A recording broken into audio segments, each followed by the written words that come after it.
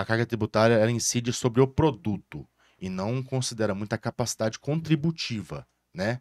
A pessoa, o saco de arroz, ele custa a mesma coisa. É claro que pelo potencial de ganho impacta mais quem é pobre. Lógico. Você vai pagar... A carga é a mesma, o impacto financeiro não.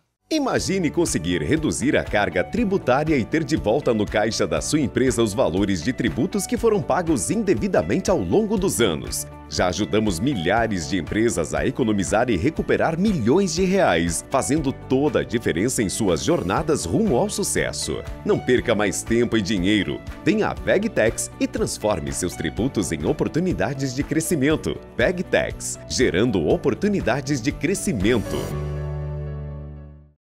O COP faz bem, o COP dá certo. O COP é movimento, desenvolvimento. A empresa é forte quando o COP é o suporte. O COP faz bem, o COP dá certo. Incentiva a educação, pra ideia virar ação.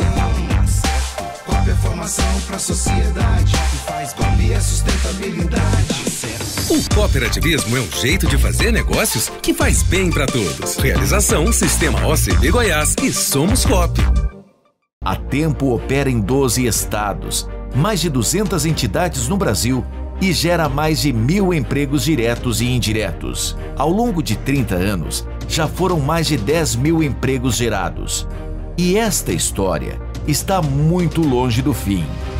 Tempo. Conectando pessoas para que gente cuide de gente para ser gente. Ontem, hoje e amanhã. Sempre Tempo.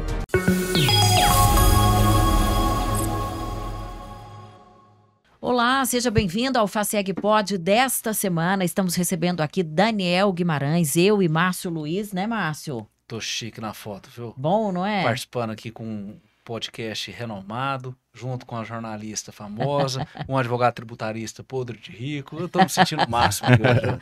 E você, ouvinte, seja bem-vindo. Você que está na 98.7 FM, você que acessa o YouTube, seja bem-vinda a essa conversa que começa agora. Você é representante da VegTax, dono da VegTax, dessa empresa de Anápolis, mas com atuação em todo o Brasil. Uma empresa de assessoria tributária, né, Daniel? Seja bem-vindo. Muito obrigado, Fernanda. Obrigado, Márcia. É um prazer estar aqui com vocês. O FACEG Pod já é um sucesso, já é uma realidade. Bom, obrigada. Um projeto incrível que vocês fizeram, então, chamando pessoas importantes. Eu me sinto muito lisonjeado de estar aqui com vocês. Já vi que vocês receberam várias autoridades aqui. E é muito interessante estar aqui para a gente bater um papo um pouco sobre a questão do direito tributário, né? Chefe, com tanta coisa bacana no mundo, você foi gostar de tributário. Que trem chato pra danado. Como é que foi esse vínculo, essa ligação sua com esse mundo? Isso é uma realidade, porque assim, na faculdade de Direito, o direito tributário é um dos mais odiados de todos, né? Porque as pessoas não conseguem ver a relação direta que isso tem com o dia a dia. Na faculdade de Direito, todo mundo adora direito civil, penal, porque tá muito a ver com o dia a dia das pessoas, com as novelas, né?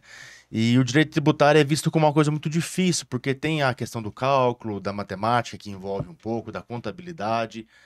Só que eu acabei me apaixonando por isso, porque o direito tributário ele tem um viés diferencial que ele não envolve muita audiência, não envolve muito... É mais uma questão pura de direito, né?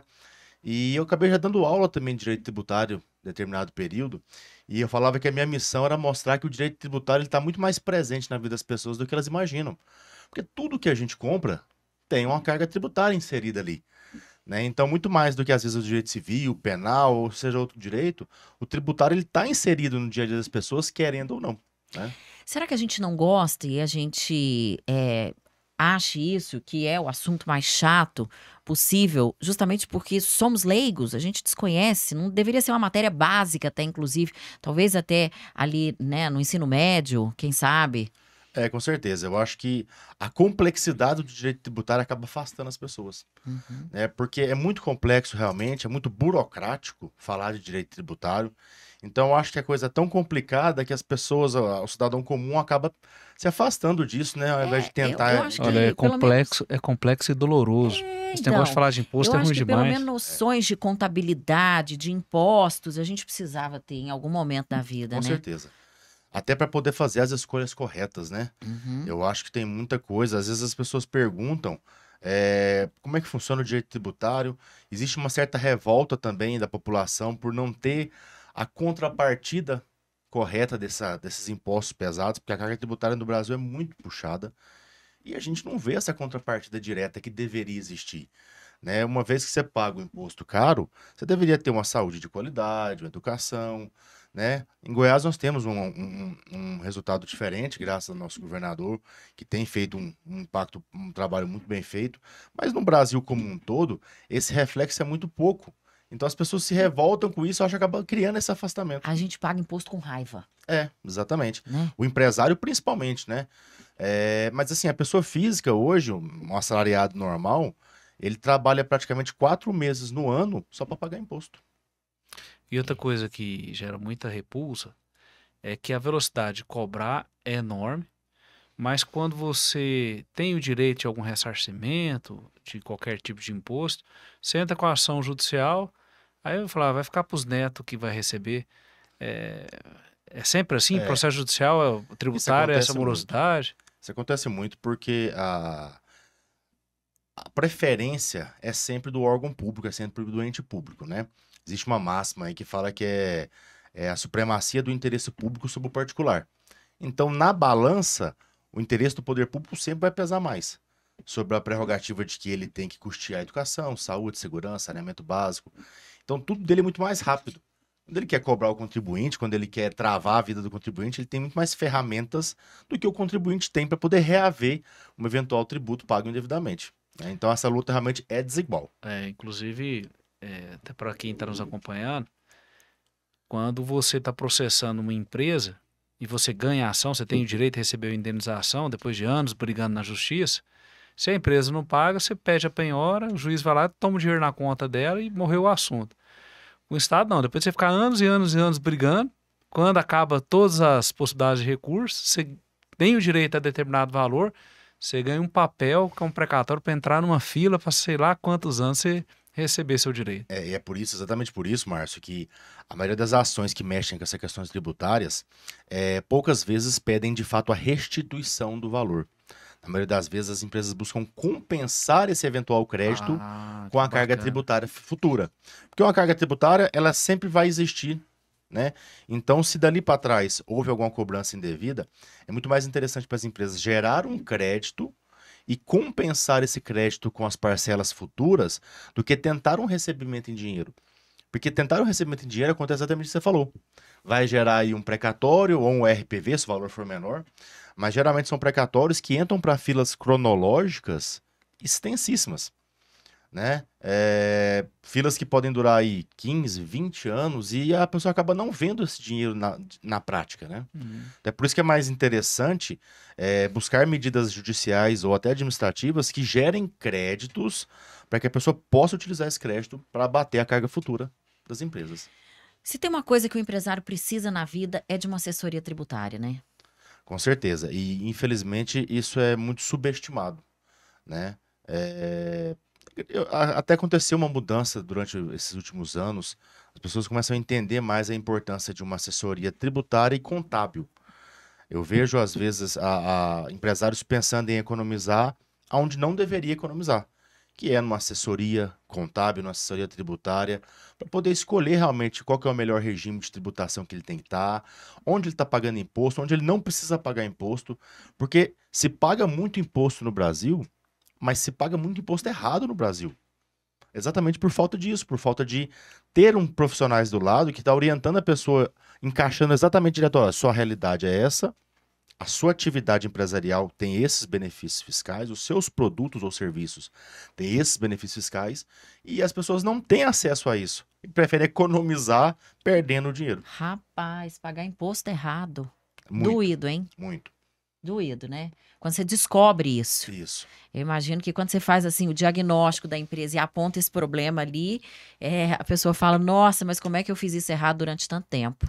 E, Fernanda, eu vou te falar que isso que me atraiu muito no direito tributário. Porque, assim, os outros ramos do direito, a gente brinca que a gente torce para a pessoa se dar mal para ganhar dinheiro. Uhum. Porque eu preciso que o cara seja processado, eu preciso que o cara tenha algum problema. O direito tributário, ele permite uma postura muito ativa do profissional. Ele permite que os profissionais, façamos uma análise tributária da empresa e a gente traz dinheiro para a empresa de volta. A gente traz caixa para a empresa de volta. Então, a postura do profissional dessa área é uma postura diferente. É uma postura que traz benefício. Ele não precisa esperar que a empresa passe por um problema jurídico. Ele está ali para poder trazer dinheiro de volta para a empresa. Então, eu acho que isso é muito interessante para quem mexe com isso, né? E a gente aproveita para agradecer aqui a Vegtex, que é nossa parceira, a Vegtex aqui representada pelo Daniel, que gera oportunidades de crescimento e facilita, auxilia o empresário. Imagine conseguir reduzir a carga tributária e ter de volta no caixa da sua empresa os valores de tributos que foram pagos indevidamente ao longo dos anos. Já ajudamos milhares de empresas a economizar e recuperar milhões de reais, fazendo toda a diferença em suas jornadas rumo ao sucesso. Não perca mais tempo e dinheiro. Venha à Vegtex e transforme seus tributos em oportunidades de crescimento. Vegtex, gerando oportunidades de crescimento. De volta, estamos recebendo, como eu disse, Daniel Guimarães, da Vegtex, assessoria tributária. Eu, Fernanda Arcanjo e Márcio Luiz. Obrigada a você sintonizado aí na 98.7 FM. E aí, Márcio? Daniel, e a mais nova polêmica? Se bem que não é tão nova, né? Já tem alguns anos que isso aqui está se arrastando, né? Mas tem fatos novos em cima dessa questão, que é o DIFAL. O que é DIFAL? Qual que é o entendimento hoje que está prevalecendo? Quem pagou naquele período que foi declarado ilegal tem direito a receber de volta? Como que faz? Em resumo, faz um bem bolado. Fala para nós aí sobre o DIFAL. O DIFAL é uma das modalidades de tributação do ICMS, que é visto por todo mundo como o tributo mais complexo do país, né? Porque cada estado tem a sua regulamentação específica. E o que é esse DIFAL? O DIFAL é uma abreviação de diferencial de alíquota, né? Ele é exigido aqui no estado de Goiás desde 2018, tá? Quem instituiu foi o ex-governador Marconi Perillo, através de um decreto, no final do ano 2017. E ele instituiu essa cobrança especificamente para as empresas do Simples Nacional. Para quê? Para que toda vez que essas empresas do Simples comprem mercadorias de fora do estado para revender aqui dentro, elas são obrigadas a pagar esse diferencial de alíquota de ICMS, que é uma tributação a mais não incluída no Simples Nacional. Porque o Simples Nacional, Fernanda, ele foi criado para ter uma metodologia simplificada, onde a empresa paga todos os seus tributos através de uma apuração só, através de uma guia só. Deveria ser assim, não deveria existir nenhum tributo por fora. Mas em determinados estados foi criado essa exigência do DIFAL, onde a empresa do Simples ela tem que pagar imposto quando ela adquire a mercadoria de outro estado. A ideia disso aí, Fernanda, é que os estados tentam motivar as empresas a comprar internamente, né? Para não buscar de fora. Ó, se você comprar aqui dentro, você não vai pagar o DIFAL. Agora, se você comprar de outro estado para revender aqui, você vai ter que pagar. A ideia central seria impulsionar o crescimento industrial dos estados. Mas, na maioria das vezes, essas empresas do Simples não têm essa mercadoria aqui dentro do estado.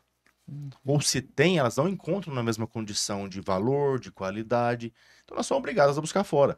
Isso acontece muito com empresas, com empresas que vendem roupas, calçados, ferragistas. Eles são obrigados a comprar fora.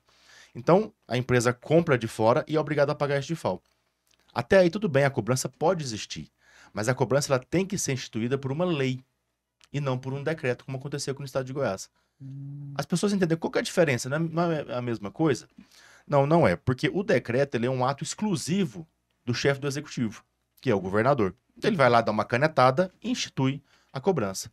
A lei, ela passa por um projeto de lei, que por sua vez passa pela Assembleia Legislativa e tem todo um processo democrático para se fazer a cobrança. Todos os pontos são discutidos, né? Ou deveria, o decreto é mais autoritário, né? Exatamente.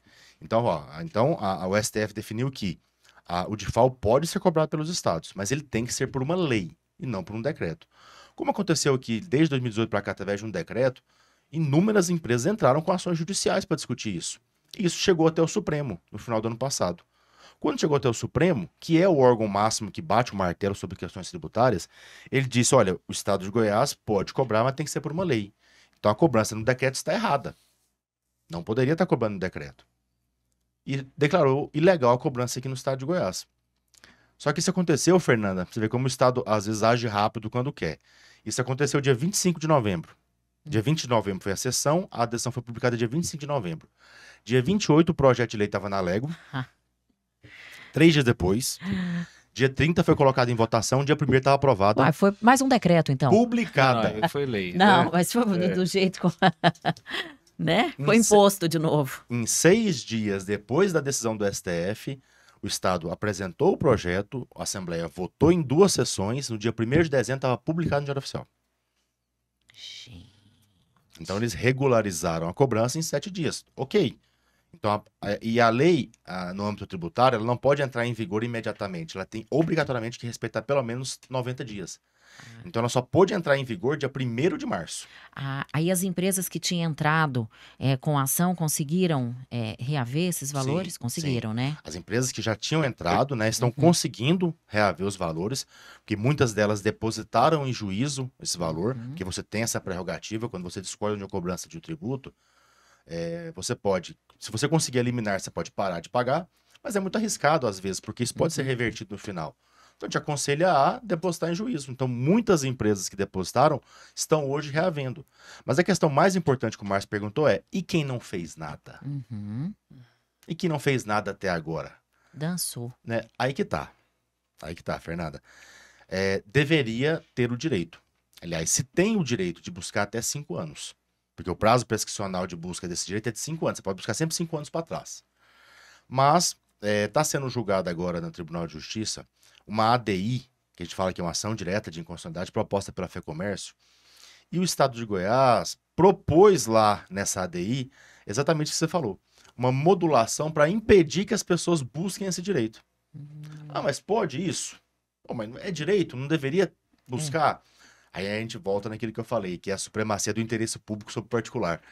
A desculpa do Poder Judiciário do Estado é que o Estado arrecadou cerca de 2,5 bilhões nesse período, em relação ao DIFAL, e que tirar esse dinheiro do caixa do Estado iria causar um impacto financeiro muito grande, iria prejudicar os projetos, a incrementação, a aplicação na saúde, blá, blá, blá.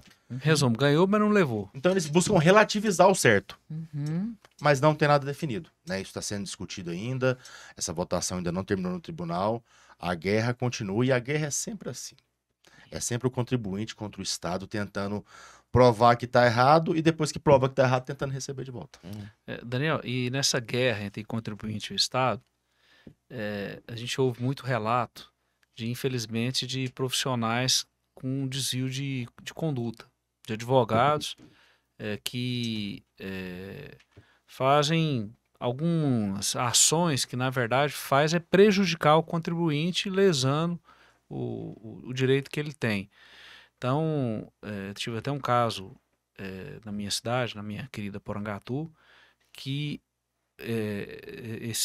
essas pessoas conseguiram as senhas, né, de acesso aos órgãos do governo, alteraram lá as declarações do Simples, tiveram direito a uma restituição, eles ganharam uma parte dessa restituição, só que, na verdade, eles só tinham alterado dados da planilha lá do Simples, retirando alguns valores, o que gerou direito ao crédito, mas aí, logicamente, caiu na malha, o governo viu que estava errado, cobrou tudo de volta e ainda com multa e tal. E aí quem disse que o comerciante achou esse advogado? Ele caiu no mundo.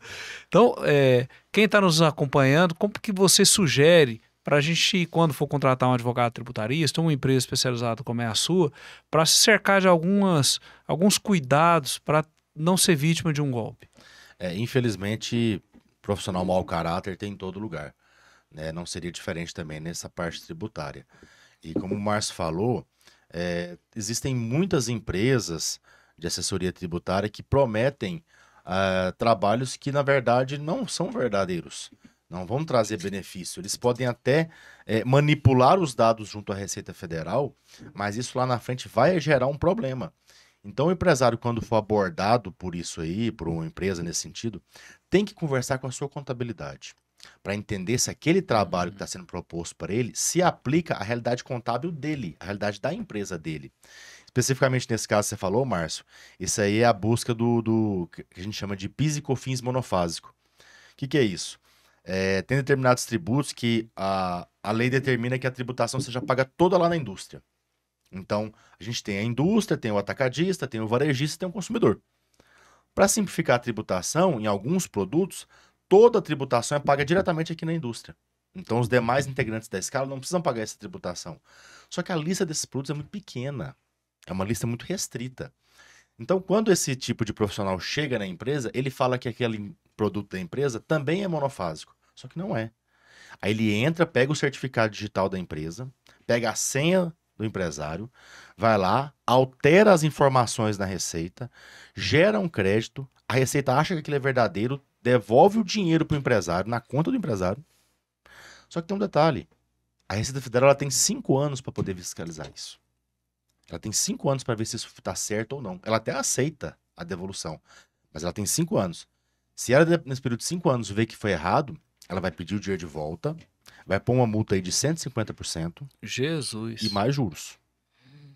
Então, o empresário, se não atentar para isso, achando que está tendo um benefício, ele vai receber o valor, vai pagar aí em média de 20%, 30%, até 50% para essas empresas, porque eles jogam pesado. E olha que a cobrança vier, igual o Márcio falou, não vai achar esse pessoal nunca mais. O cara quebra da noite pro dia. Quebra. É por isso que vocês gozam da inteira confiança dos empresários, né? Vocês, assessores. Enfim, deixa eu aproveitar aqui uma brecha para prestigiar mais um dos nossos parceiros, a OCB, que traz consigo a força do cooperativismo. O COP faz bem, o COP dá certo. O COP é movimento, desenvolvimento. A empresa é forte quando o COP é o suporte. O COP faz bem, o COP dá certo. Incentiva a educação, faz bem, pra ideia virar ação. COP é formação pra sociedade. COP é sustentabilidade. O cooperativismo é um jeito de fazer negócios que faz bem para todos. Realização Sistema OCB Goiás e Somos Coop. De volta, agradecendo você que nos acompanha, eu, Fernanda Arcanjo. Márcio Luiz. Estamos recebendo aqui Daniel Guimarães, da VegTex. Você sintonizado aí na 98.7. Obrigada pelo prestígio da sua audiência. Obrigada a você que nos acompanha também pelo YouTube. É facinho acessar aí as redes sociais da Facieg, né? O Instagram é qual, Márcio? O Instagram é @facieg.goiás, apesar de que eu sou Vila Nova, tá? Fique claro. E o YouTube é só Facieg, você vai nos achar. É bom essa turma toda seguir a gente lá no Instagram, não é? Muito bacana. @facieg.goiás. Tem erro não, gente. Vamos falar de reforma tributária? Vamos sim. E aí? Tranquilo? É tranquilo, suave, né? A ideia é facilitar, né? É unificar impostos. Na verdade, o discurso. O discurso. O discurso é O unificar, discurso. é reduzir a carga tributária, Exatamente. blá, blá, blá. E aí, estamos diante do quê? Olha, Fernanda, essa história, esse projeto de reforma tributária já existe há muitos anos, né? Uhum. No final do ano passado, foi feito aí entrou em vigor a emenda constitucional que mudou um pouco o sistema tributário, porque o pessoal precisa entender o seguinte, que reforma tributária não vai acontecer da noite pro dia. Ela vai acontecer em 3 etapas, tá? A primeira etapa é essa que a gente está vivendo, que é a reforma tributária sobre o consumo. Né? Nós teremos uma segunda etapa, que é a reforma tributária sobre a renda, e teremos também a reforma tributária sobre o patrimônio, tá? Essa primeira fase, que é a reforma tributária sobre o consumo. E deixa eu adivinhar, as 3 vão aumentar a carga tributária. A desculpa é sempre, vamos simplificar, vamos reduzir, mas parece que o Poder Legislativo brasileiro tem uma dificuldade tão grande de cumprir aquilo que se propõe, que eles sempre começam com uma linha e começam a criar variações ali que voltam à estaca zero da complexidade. Pra vocês terem uma ideia, foi feita agora a reforma para incrementar o IBS e a CBS, né, que vão substituir aí o ISS, que é o imposto municipal, o ICMS, que é o imposto estadual, e a PIS e COFINS. Deveria substituir 4 por 2. Até aí tudo bem, tá diminuindo a tributação. Mas eles estão começando a criar já nas variações legislativas várias exceções que retornam à complexidade anterior. Porque a ideia é você criar o IVA, que é o imposto único, né, sobre todas as coisas, como existe nos Estados Unidos, alguns países da Europa, onde você compra um produto e você paga um percentual direto sobre aquele produto. Sem muitas exceções. Porque quanto mais exceção você cria em relação à atividade, em relação a produto, mais complexo você faz o sistema tributário ser. Então, era para ser simples, era para ser básico, era para ser uma reforma que trouxesse algum tipo de mudança, mas até agora a gente não viu isso. Nesse momento está sendo regulamentada a reforma tributária, porque a emenda constitucional ela muda só as diretrizes centrais da reforma. Aí precisa das leis para poder detalhar os aspectos de cada tributação, como é que vai recolher, quando que vai recolher. Então, está sendo votado agora no Congresso, que é a PLP 68, de 2024. Tem que passar pelo Congresso, pelo Senado, até ser sancionada. Eles têm até o final desse mês para poder fazer isso.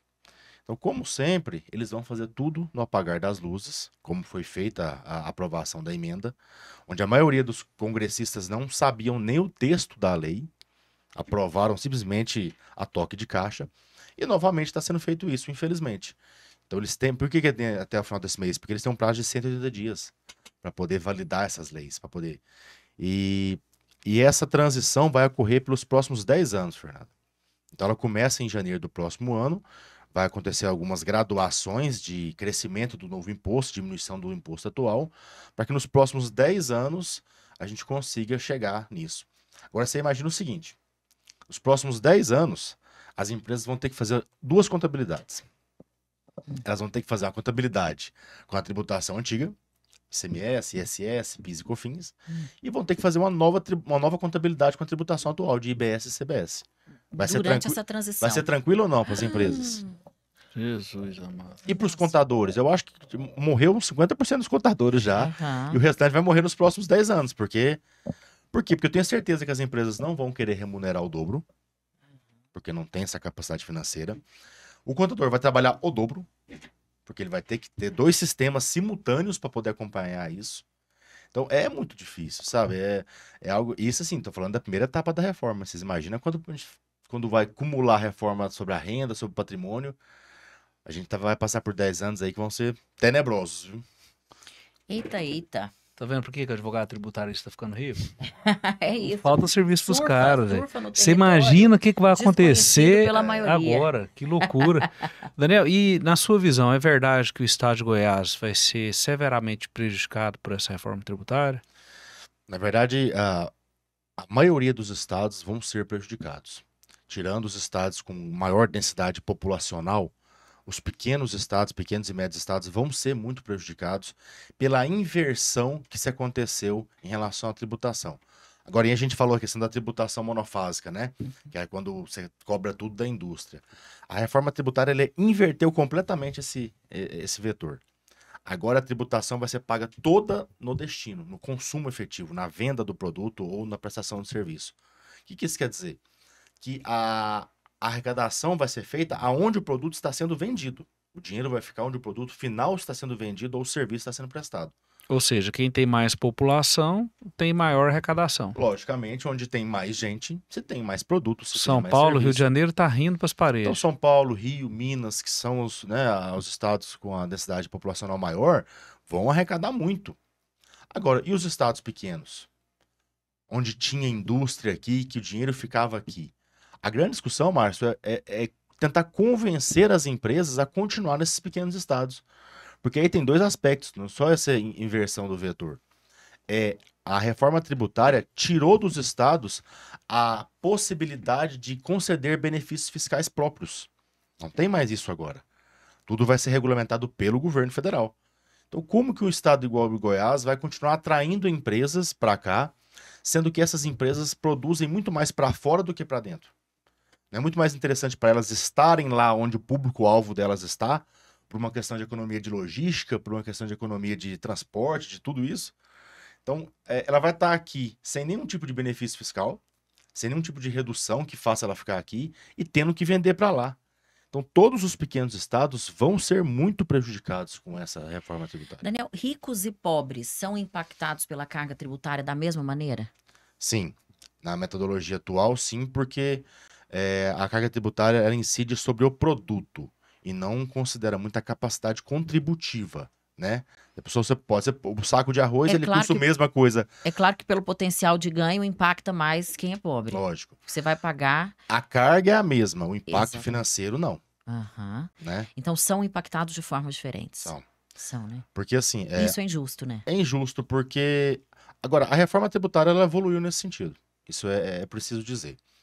Porque ela vai criar algumas situações, por exemplo, como cashback. Vai existir um sistema de cashback onde a pessoa que comprovadamente for, né, da classe mais desfavorecida, for pobre, ela vai conseguir reaver parte daquilo que ela pagou em tributação. E é um sistema interessante. Ainda não se sabe como vai funcionar na prática, mas vai existir um cadastro, como existe hoje um cadastro único, né? E ela vai poder, tudo aquilo que ela pagar em tributação, parte disso ela vai poder reaver em dinheiro. Tem algumas mudanças em relação à cesta básica também, né? Sim, aumentou um pouco os produtos que fazem parte da cesta básica, porque a cesta básica ela tem uma redução da carga tributária, ela não paga alguns tributos, então a tendência é aumentar isso, então acaba diminuindo um pouco realmente para as pessoas, né, mais pobres, mais... Eu recebi um aviãozinho na internet falando que até a cerveja vai ser impactada. E nem é meme, né? A É cerveja, verdade. não. É verdade, não é verdade, Daniel?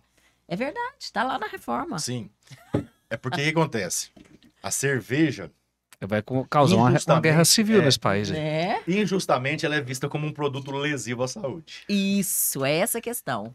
Na reforma tributária foi criado agora o IS, que é o imposto seletivo, tá?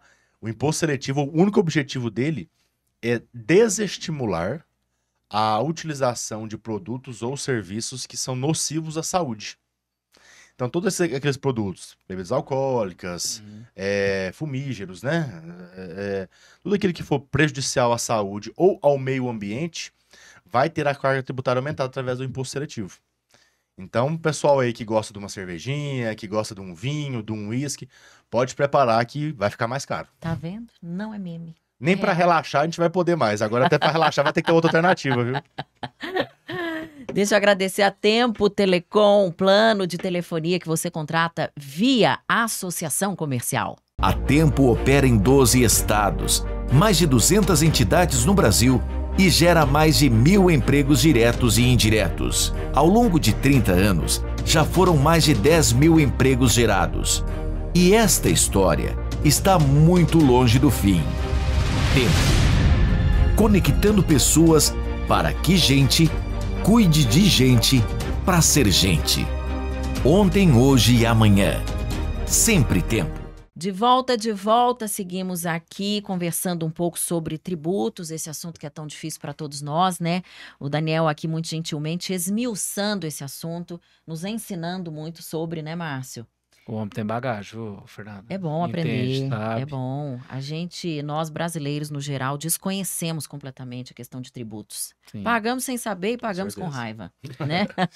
Mas, Daniel, você é um advogado que no dia a dia lida com empresário, tem atuação lá no Maranhão, Tocantins, Distrito Federal, Goiás, tá no Pará também.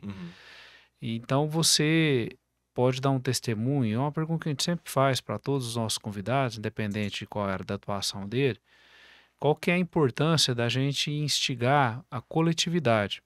E você, com certeza, já se deparou muito com isso, porque quando a associação comercial ela tem a oportunidade de fazer um trabalho de base, que ela tem um volume bom de associados, isso permite a ela ter uma boa assessoria tributária e, ao invés de um a um ir lá tentar resolver a sua questão, quando vai com a entidade, resolve tudo num tapa só, e quando tem custo, o custo fica bem mais reduzido, né? Então, na sua experiência prática, profissional, para o comerciante que está nos ouvindo lá na ponta, qual que é a importância dele estar dentro da associação comercial, até por questões tributárias? Márcio, eu até comentei esses dias, num evento que tivemos na semana passada, que talvez nunca foi tão importante potencializar o associativismo no Brasil. Porque tá mais do que provado que de forma individual as pessoas conseguem pouquíssimas coisas. Tem que ser através da coletividade, tem que ser através de um grupo de pessoas que encabeçam determinados setores e que vão pleitear junto aos órgãos públicos a defesa dos direitos. É através do associativismo que o comerciante vai poder expor os seus problemas, que ele vai poder trocar ideias, que ele vai poder conviver com outras experiências, que ele vai poder reivindicar através das lideranças o seu direito, alguma mudança no município, que ele vai poder ser ouvido, né? Individualmente é difícil a gente ser ouvido, e essa é a realidade. E a gente tem que mudar, na verdade, uma mentalidade cultural no Brasil. O brasileiro, por si só, é egoísta, né? É individualista. Basta a gente olhar o trânsito para ver como é que é o trânsito das nossas cidades, onde a gente pensa só na gente. Então, essa mudança tem que ser necessária para que o coletivo se sobreponha ao individual, e as associações são cada vez mais importantes nesse papel, né? Até a história das associações, Márcio, mostra que o início das associações eram devidamente combatidas pelo governo, porque o governo não queria que surgissem grupos de pessoas... Temia, né, a força dos Força grupos. dessas pessoas. Naturalmente, isso foi sendo aumentando, e o governo passou a autorizar com certo controle. Então, as leis autorizavam a criação das associações, mas tinham muito mais controles. Só que as legislações atuais, inclusive a nossa Constituição, impulsionam o associativismo. É para criar, é para buscar, é para aumentar as pessoas. Então, eu acho que o empresário tem que buscar a associação da sua cidade, conhecer os produtos, porque, tal como acontece também na FACIEG, onde a função é criar ferramentas para associações, as empresas podem buscar a associação para ver o tanto de benefício que tem, o tanto de descontos, de valores que podem ser buscados, e a parte tributária também é muito importante isso. Associações comerciais que fazem esse tipo de trabalho coletivo para o seu associado, ela tem a capacidade de buscar dinheiro para o seu associado, e ela tem a capacidade de buscar mais associados com esse tipo de trabalho. Porque quando você fala para o associado que a associação vai brigar por ele, que a associação vai buscar tributo por ele, porque existe um certo receio, Fernanda, de algumas empresas de pôr a cara nesse tipo de disputa. De pôr o nome da empresa brigando contra o Estado, contra a União. Ele tem medo, receio. Então, quando a gente fala que a associação, a autora, vai na frente, tá ali, ó, com o escudo, protegendo ele, trazendo todo o benefício para ele. É muito importante. Isso tem que ser mais difundido, tem que ser mais estudado pelas associações. Uma última pergunta, Daniel. O que você vê, como é que você analisa essa quantidade de aberturas de CNPJs? É desburocratização ou uma banalização? Abre para fechar em seguida? Não, eu acho que o estado de Goiás evoluiu muito nisso, porque hoje se abre uma empresa muito mais rápido que antigamente. Antigamente se demorava muito para abrir a empresa, que eu falo no sentido de junta comercial, receita. Hoje é muito mais rápido. Hoje, de um dia para o outro, se abre uma empresa. Isso não banaliza também? Não banaliza, Abrindo Fernanda, com tanta facilidade, sem estruturação, fecha mais rápido também? mas aí passa por uma ideia de estratégia de planejamento prévio, né? Tem que ter. O empresário tem que pensar antes de abrir. O procedimento de abertura não é o problema. É a falta de responsabilidade antes de abrir, né? Então ele tem que pensar, porque 95% das empresas que abrem hoje fecham em 2 anos. Isso é muito grave, mas é falta de estrutura, é falta de planejamento, né? A gente ficaria conversando aqui por muito tempo, né? O assunto é espinhoso, mas o homem é habilidoso. Como ele explicou lá no começo da conversa, impostos estão em tudo, né? Sim. Em tudo que a gente faz, em todas as atividades. Obrigada, viu, Daniel? Obrigada pelas explicações, obrigada por compartilhar seu tempo aqui com a gente. Eu que agradeço, Fernanda, agradeço muito a oportunidade, foi um prazer estar aqui com você, com o Márcio, o projeto de vocês é espetacular e eu estou sempre à disposição. Que precisar de mim, eu estou sempre aqui, e sucesso nesse e nos próximos projetos de vocês. E obrigada por acreditar no projeto também, né, Márcio? Sim, com certeza. Um apoiador desse projeto. Sim, não poderia ser diferente. Obrigada. Vamos embora, Márcio? Valeu, moçada, um abraço. Um grande abraço a todos vocês, até o próximo episódio. Muito obrigada a todos vocês que nos acompanharam até aqui. Tchau, tchau. O COP faz bem, o COP dá certo. O COP é movimento, desenvolvimento. A empresa é forte quando o COP é o suporte. O COP faz bem, o COP dá certo. Incentiva a educação, pra ideia virar ação. COP é formação pra sociedade. COP é sustentabilidade. O cooperativismo é um jeito de fazer negócios que faz bem para todos. Realização Sistema OCB Goiás e Somos Coop. A Tempo opera em 12 estados, mais de 200 entidades no Brasil e gera mais de 1.000 empregos diretos e indiretos. Ao longo de 30 anos, já foram mais de 10.000 empregos gerados. E esta história está muito longe do fim. Tempo. Conectando pessoas para que gente cuide de gente para ser gente. Ontem, hoje e amanhã. Sempre Tempo. Imagine conseguir reduzir a carga tributária e ter de volta no caixa da sua empresa os valores de tributos que foram pagos indevidamente ao longo dos anos. Já ajudamos milhares de empresas a economizar e recuperar milhões de reais, fazendo toda a diferença em suas jornadas rumo ao sucesso. Não perca mais tempo e dinheiro. Venha à VegTax e transforme seus tributos em oportunidades de crescimento. VegTax, gerando oportunidades de crescimento.